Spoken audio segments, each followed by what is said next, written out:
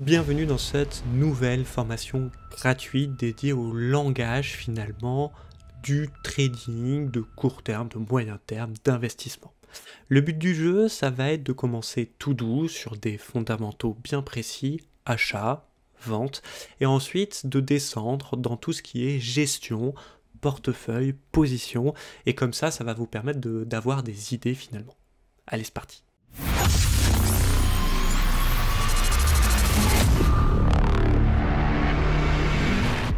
L'intention de cette vidéo, c'est vraiment de parler la même langue, de se comprendre, mais aussi d'adapter finalement les idées que je peux vous donner à votre trading et pour finir d'éviter les pièges.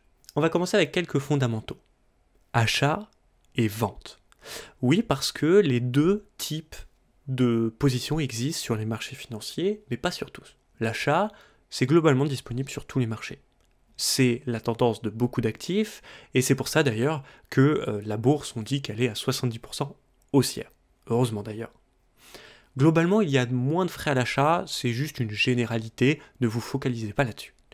La vente, elle, ce qu'on appelle une vente à découvert, ça permet finalement de prendre des positions inverses, de parier à la baisse. Généralement, il y a plus de frais qu'à l'achat, attention, c'est aussi une généralité, et surtout c'est plus risqué. Pourquoi c'est plus risqué? Parce que on joue contre la tendance primaire d'un marché qui est dans 70% des cas haussier. Par contre, il a d'autres avantages, la vente à découvert est généralement plus rapide qu'un achat. On va continuer avec la notion de prise de bénéfice et justement quand est-ce qu'on décide de couper nos positions. La prise de bénéfice, ça s'appelle le take profit, c'est-à-dire qu'on définit à un moment ou un autre un endroit où on commence à prendre des bénéfices. Alors bien sûr, le take profit en lui-même, sur un broker, sur un courtier, qu'il soit crypto, marché traditionnel, et ce qu'on va dire automatique. Mais ça ne vous empêche pas de définir un moment où vous prenez par exemple qu'un certain pourcentage de vos bénéfices. Franchement, et c'est pour ça que c'est dans les fondamentaux, c'est que savoir se payer, c'est très important en bourse. Maintenant, quand est-ce qu'on coupe les positions? C'est-à-dire qu'on décide que justement notre plan est perdant et c'est pas grave, next, on passe à autre chose, ça s'appelle le stop loss. C'est le moment, l'endroit à partir duquel on dit que notre plan n'était pas forcément une bonne idée et qu'on le coupe. Alors le stop loss, de façon générale, est automatique et permet de sécuriser ses positions, vu que finalement, dans le trading, on va parler vraiment tout le temps de risque et pas de ce qu'on est capable de gagner. On va continuer avec les fondamentaux, avec le ratio. C'est la dernière chose finalement, après on va vraiment parler de tips et d'astuces. Le ratio, c'est finalement le RR appelé, c'est finalement le ratio risque-récompense. Par exemple, dans le schéma que j'ai ici, en vert ce sont les gains potentiels et en rouge le risque potentiel. Vous avez compris qu'on parle toujours en risque, et donc avec un ratio de 2 pour 1, je peux finalement perdre 2 fois ce même plan, le gagner une fois, je sortirai à l'équilibre. Et c'est ça qui est extrêmement important. C'est la différence de taille entre les pips points du take profit et la taille de pips points du stop loss. Okay, ici par exemple j'ai 16 points, et bien forcément en cible de take profit j'en ai 32. Je vais vous donner quelques tips quand vous commencez avec un courtier, quel qu'il soit, crypto, marché traditionnel.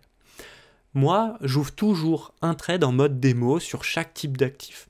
Action, CFD, pas CFD, indice, CFD, cash, futur, micro-futur, etc., etc., matières premières, forex, crypto.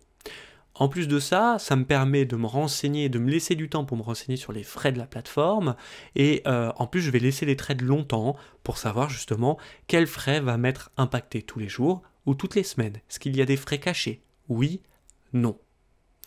Et ce que je vous conseille, c'est qu'au tout début, favorisez les plus petites positions possibles. Comme ça, vous voyez vraiment si un actif est dit cher, pas cher, si finalement il est tradable avec un capital, votre capital. Maintenant, la dernière étape pour vraiment connaître tous les fondamentaux, c'est les ordres conditionnels. Il y a deux types d'ordres conditionnels. Ici, on va voir les ordres d'achat et on ira voir les ordres de vente juste après. Les ordres d'achat, l'ordre limite ou ordre stop, c'est comme ça que ça se montre. Un ordre d'achat, c'est que si votre cours d'accord, vous mettez un ordre d'achat au-dessus du cours, quand l'ordre d'achat va passer, l'ordre sera déclenché, avec les stops de protection et les take profit. L'achat limite, c'est l'inverse. Le cours est au-dessus de votre point que vous avez déterminé comme d'entrée, et quand votre point va descendre sur le cours d'entrée, il va être exécuté, et puis bien sûr vous comptez sur le fait que ça va renverser la tendance. C'est exactement pareil sur les ordres conditionnels à la vente. La vente stop, c'est quand finalement vous mettez un ordre en dessous. Quand quand le cours passe, et bien dans ce cas, la vente est déclenchée avec votre stop de protection et votre take profit. C'est la même chose pour la vente limite. Alors il y a une notion avec les ordres conditionnels, c'est l'ajout du spread. Pour vulgariser tout ça, et je dis bien vulgariser, je vous laisse vous renseigner, les plus experts savent déjà de quoi je parle, et les moins experts, je vous invite à vous renseigner. De façon à vulgariser, quand votre ordre est au-dessus de votre cours d'entrée, d'accord, vous faites ordre plus spread sur votre entrée, votre take profit, et même votre stop de protection. En gros, si vous êtes sur une action qui est à 8, vous avez 1 de spread, vous voulez être déclenché à 10, il va falloir mettre votre ordre conditionnel à 11. Ça, globalement, c'est la vérité pour beaucoup de brokers. Attention, certains brokers vont pas forcément vous infliger le spread, c'est-à-dire que visuellement, vous allez être au bon endroit, mais vous allez être exécuté avant finalement. Donc par exemple, si vous voulez être exécuté à 10 avec un spread de 1, que vous mettez votre ordre conditionnel à 10, il y a fort à parier que vous soyez exécuté à 9. Et la deuxième vulgarisation, c'est que si votre prix si vous mettez votre ordre conditionnel au-dessous de votre prix, alors dans ce cas, vous faites ordre moins spread. C'est la fin de cette première vidéo et justement, j'aimerais insister sur un point. Avec la vidéo que vous venez de voir, avec la gestion d'un money management, les objectifs que nous avons déjà vus, déjà avec ça, vous pouvez être rentable sur les marchés financiers. La prochaine vidéo sera un niveau un petit peu plus expert de vulgarisation qui va vous permettre finalement de trouver des idées pour la gestion de vos trades. On se retrouve très rapidement dans la prochaine vidéo. Allez, ciao!